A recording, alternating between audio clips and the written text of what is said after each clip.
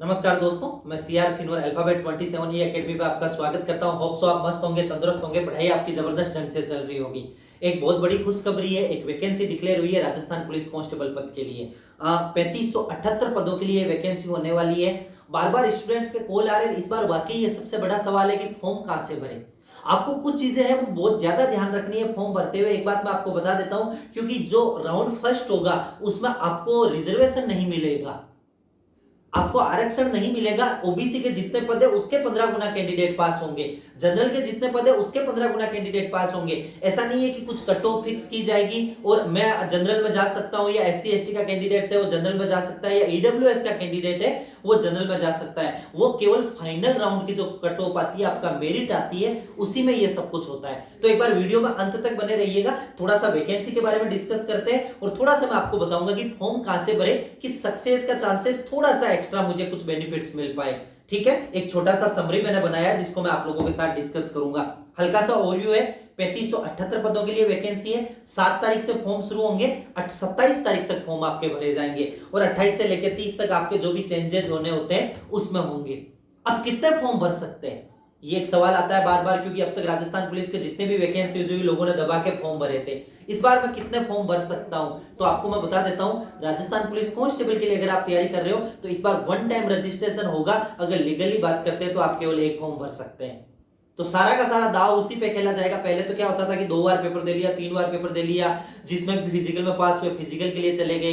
पहली बात की पहले फिजिकल होगा। जिन लोगों के लिए जो अपने जनरल और ओबीसी के कैंडिडेट्स है 40% सीईटी 10+2 में, तो आप इसके लिए फॉर्म भर पाओगे।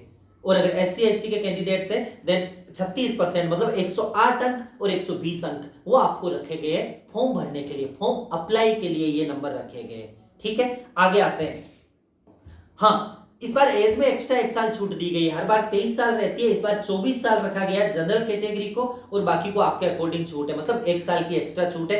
1 जनवरी 2024 को जो कैंडिडेट 24 साल का हो रहा है वो जनरल कैटेगरी का रहेगा, मतलब उससे फॉर्म अप्लाई कर सकता है। बाकी एससी एसटी ओबीसी है, ओबीसी को 3 साल की छूट है। एससी और एसटी आपको जो छूट है वो 5 साल की दी गई है इसमें। ठीक है भाई, केवल फॉर्म एक लगा सकते हैं।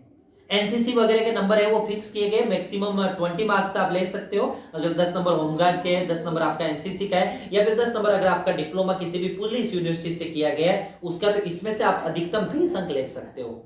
ड्राइवर कैटेगरी के लिए इनमें से कोई भी अंकों का प्रावधान नहीं है।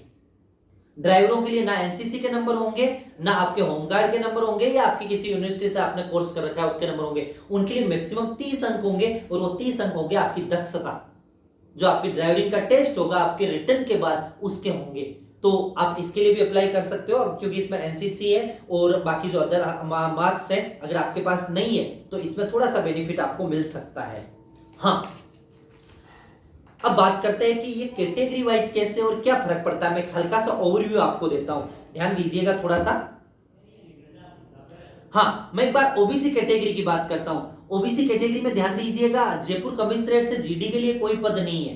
इस बार जयपुर मतलब जीडी के लिए कोई भी पद नहीं है। जयपुर कमिश्नरेट से कांस्टेबल जीडी, जीडी का मतलब नॉर्मल जो आपका सिपाही होता है, उसके लिए कोई पद नहीं है। सीआईडी आईबी की बात करता हूं। सीआईडी आईबी में 19 पद जनरल से है और 0 पद आपके ओबीसी से।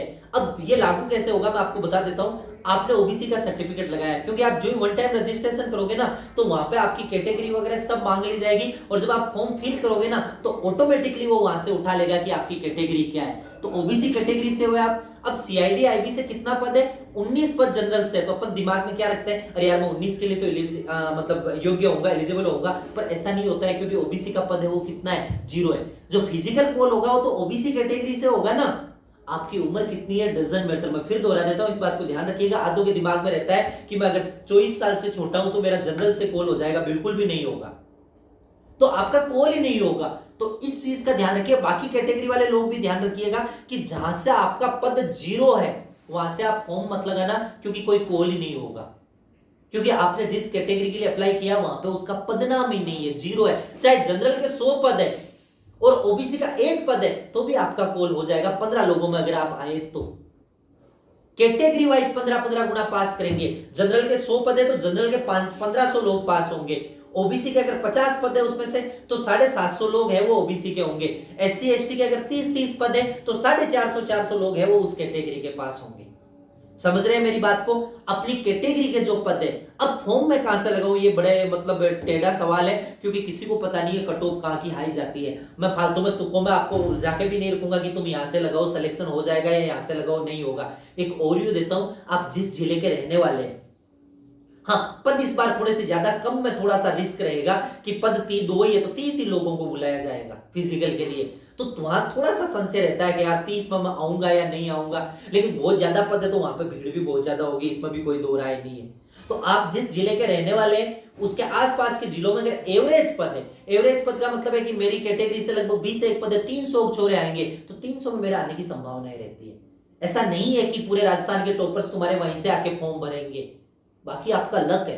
हाँ मैंने एक छोटा सा छाटा है, अगर कोई कैंडिडेट ओबीसी कैटेगरी का है तो 29, जैसे कोटा ग्रामीण की बात करता हूं, कोटा ग्रामीण में 29 जो सीट है वो किसकी है, ओबीसी की है, और 32 सीट है वो किसकी है, जनरल की है। शुरुआत में जो लोग बुलाए जाएंगे वो 29 के हिसाब से बुलाए जाएंगे, लगभग मान के चलो 450 लोग हैं वो इसके लिए बुलाए जाएंगे। फिर आप रिटर्न में बैठोगे तो फाइनल कट ऑफ बनेगी, अगर आपकी उम्र 24 साल से कम है तो आप 61 पदों के लिए भर्ती के लिए शामिल हो जाओगे, क्योंकि जनरल को भी आप फाइट कर सकते हो अगर आपकी उम्र किससे कम है, 24 साल से कम है। तो आप मेरी रामायण समझ रहे हो? ओ लेवल मैं कहता हूं फिक्स कहीं कुछ नहीं है, बिल्कुल कम पदों के साथ थोड़ा सा रिस्क रहेगा। मे भी कभी कभार ऐसा भी होगा कि कुछ फॉर्म आएंगे ही नहीं वहां से, पर एक हल्का सा रिस्क रहेगा यार मैं 15 में आ पाऊंगा या नहीं पाऊंगा।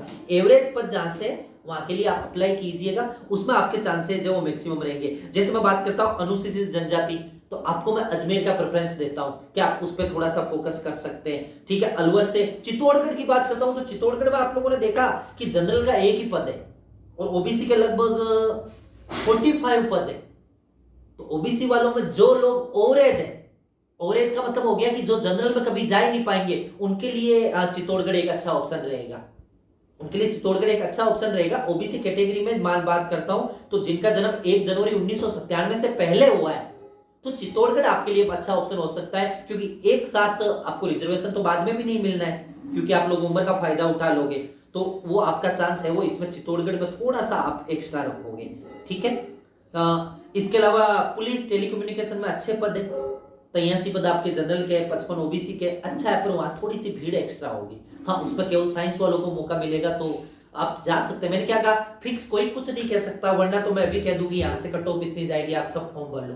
एक ओवरव्यू दे रहा हूं, मेरा मेन मोटो ये था कि आप फॉर्म भर दो कहीं, फिर कुछ भी नहीं हो पाएगा, क्योंकि जो चेंजेस होगा ना वही आपकी डेट ऑफ बर्थ, आयु वायु इसमें होगा। ऐसा नहीं है कि मैं जिला चेंज कर दूं फॉर्म का, वो भी नहीं होगा फिर, और एक आदमी एक ही बार फॉर्म भर सकता है। सोच समझ के तसल्ली से फॉर्म भीजिए, गलतियां बिल्कुल भी मत कीजिएगा, आराम से, क्योंकि आपने नाम गलत भर दिया तो जो आपको बाद में चेंज के लिए मिलता है ना उसमें नाम में तो आप करेक्शन भी नहीं कर सकते।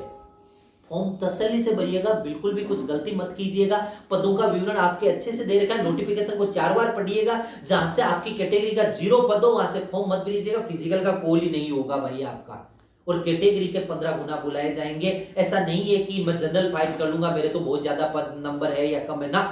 फर्स्ट राउंड में रिजर्वेशन नहीं मिलता है, रिजर्वेशन सदैव फाइनल आपकी मेरिट बनेगी तब मिलेगा। लास्ट डेट से पहले फॉर्म भर लीजिएगा। इसके बारे में मैं एक बार विस्तृत जानकारी लेके आपके पास और आऊंगा कि फॉर्म में और अपन किन किन चीजों का आपको ध्यान रखना है, क्या स्ट्रेटजी रहेगी, क्या पढ़ना है, कैसे पढ़ना है, सिलेबस क्या होता है, आपके जो फिजिकल में क्या रहेगा, ये सब आप कुछ बता, मतलब आपको पता है, आप लोग पढ़ चुके हो। आज का मेरा मेन मोटो था कि मैं आपको बता पाऊं कि फॉर्म भरते हुए अपनी कैटेगरी का विशेष ध्यान रखिएगा भाई, क्योंकि बार बार स्टूडेंट्स के कॉल आ रहे हैं, वो खुद नहीं समझ पा रहे कि सर कैसे भरे, कहां से भरे। ठीक है, वीडियो को थोड़ा ज्यादा से ज्यादा शेयर कीजिएगा जिससे स्टूडेंट्स तक जानकारी पहुंच पाए, क्योंकि कुछ लोग जानकारी के अभाव में, वन टाइम रजिस्ट्रेशन है, अगर फॉर्म गलत भर देंगे तो दोबारा वो फॉर्म ही नहीं भर पाएंगे, और 0 पद हुआ तो फिजिकल गोल आपका ऐसे ही नहीं होना है। जनरल से चाहे 100 पद हो, आपकी कैटेगरी का पद 0 है और आपकी उम्र चाहे मात्र 21 साल हो, मात्र 18 साल हो, तो भी आप जनरल में नहीं जा पाओगे पहले राउंड में। ये बात अच्छे से गांठ बांध लीजिएगा।